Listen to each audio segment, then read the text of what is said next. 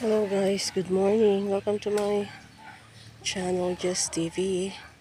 Nandito na naman tayo, naglilinis. But then, nakakapagtaka, itong puno ng mangga na nabuwal nung bagyo. Matagal na, mga ano na to mga 10 years na. Ito may butas siya May butas malalim. Ayun. Hindi ko alam kung may ano dito. May ano ba yan? May ahas or daga or ewan ko. Tinakpan ko na to nung isang araw, pero kamakalawa tinakpan ko na. Pero ngayon, ayan, nagkaroon ulit ng butas. Siguro may laman ito sa ilalim.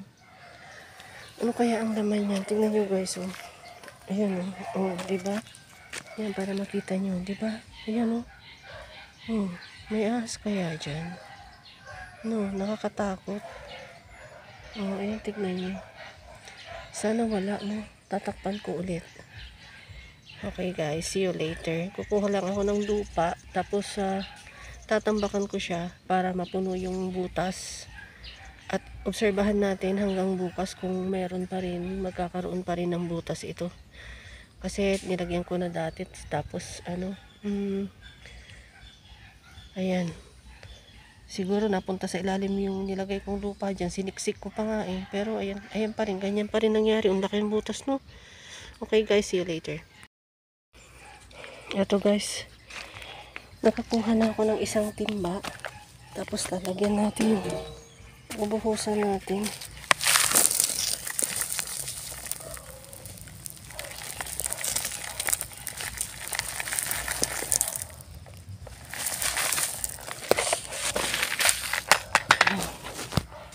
Tapos sisiksikin natin, no?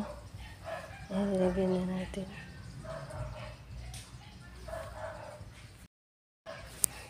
Ito sisiksikin natin.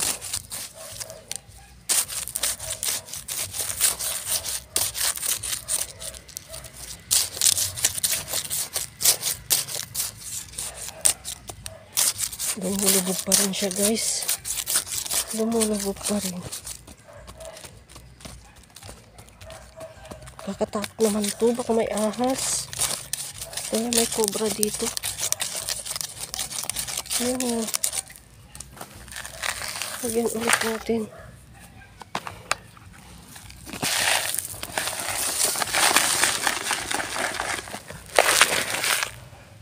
Ayan almost isang timba na yung naubos natin.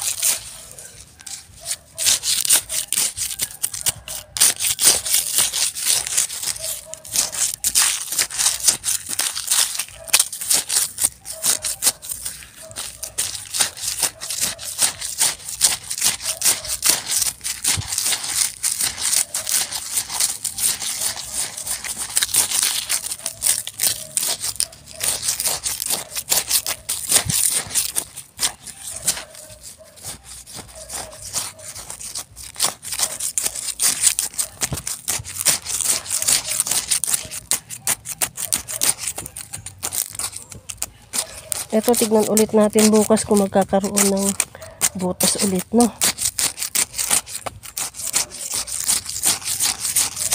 Mukhang ano pa, malalim pa. Hello? Teka lang.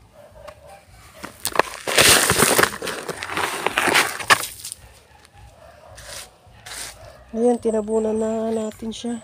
Then, tignan ulit natin bukas kung magkakaroon ng butas siya ulit. No? Ayan. Okay, bye.